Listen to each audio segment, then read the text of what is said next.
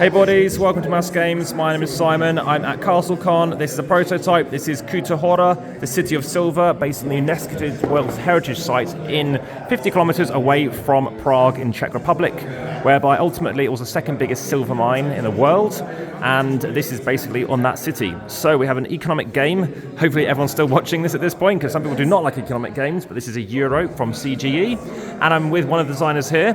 Hi there. Hi. And we've just played the game. We've had a very close score. In fact, someone else said if I'd actually built here, I'd actually would have won the game by 1 point. We played it as a 3. It's a 2 to 4 player game and is recommended as a 3 or a 4, although equally I would have happily played it as a 2.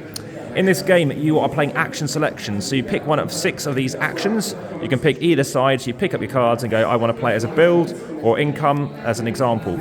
So what can you do with your cards? Well, you can take income. This is the end of the game. So in this instance, I'm going to get, for example, wherever this was, which I got knocked, I get, say, 5 wood times by the value of wood, which as you can see is, well, 15. So 15, you go through the rest to do income. Sometimes you can pay an extra 10 to move something over here, which can give you a multiplier. So, for example, when you chuck in 2 pelicans, when you get 2 of them, then you can be scoring over here, again, at 3 victory points. What else can you do? You can get a plot. So like in the game's Foundations of Rome, check out my video for that. You can take one of your plot markers. You have 3 in a round. If whenever you take an extra 1, you'll pay an extra 3 tax, basically. Chuck them out and they get more expensive.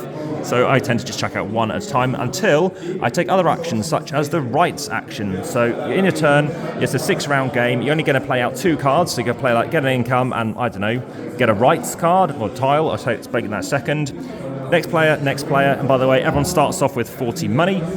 But when you get onto the second turn, you're going to have another 2 cards, and then you go round again, and finally you're playing out 1 of your 2 remaining cards. So you play 5 actions in a round, and again you play a total of 6 rounds. Whoever starts gets one of these, the first play marker, and whoever starts second gets 41 income, 42, etc. So what are you going to do? Well, let's say I've taken the rights. I can take something here. The cost is here, so obviously pay some cash. Sometimes there are some other costs to be aware of, and you're going to take this tile and place it down here. What can I take? Well, everyone's got a unique one of these, so that's what I have. And in this instance, I can take this these are the guilds I'm aligned to.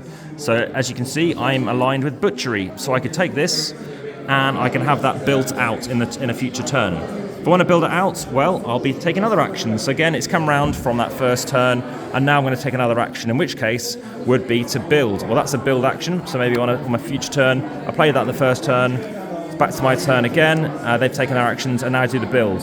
So I build, where do I build? Well, initially we're chucking out some plot markers. Ultimately, you might want to be building, obviously, where a plot marker is, before you obviously take that plot marker back and build it somewhere else. So this is all empty initially. So this can be out, and sometimes you have some bonus things here, and it's got a symbol.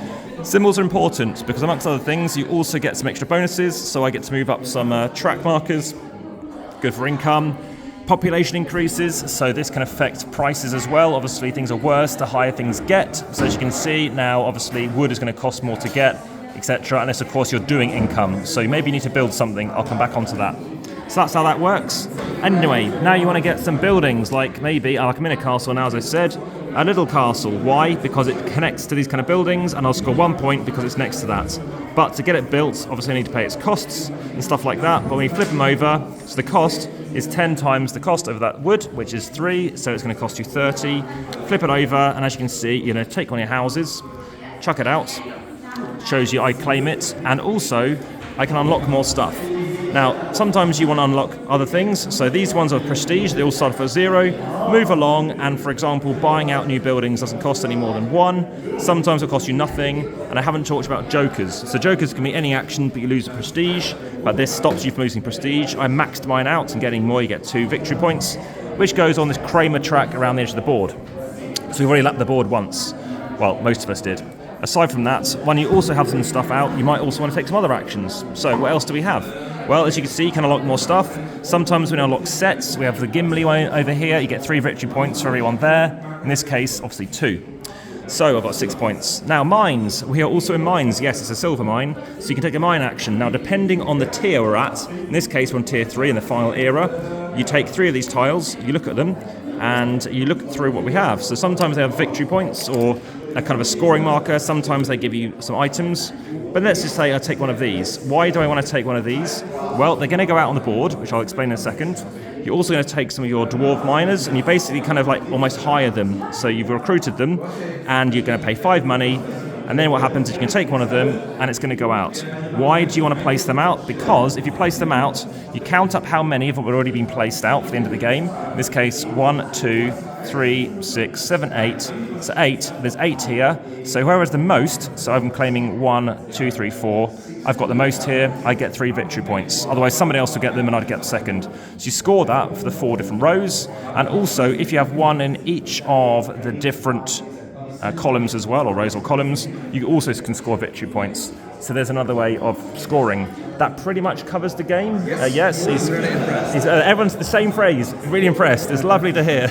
And that is the game. Any questions, let me know on the YouTube is best. Aside from that, like and comment and subscribe via the notification bell, share, and lastly, follow along on Facebook, Instagram, over 3,000 posts, including will be this one.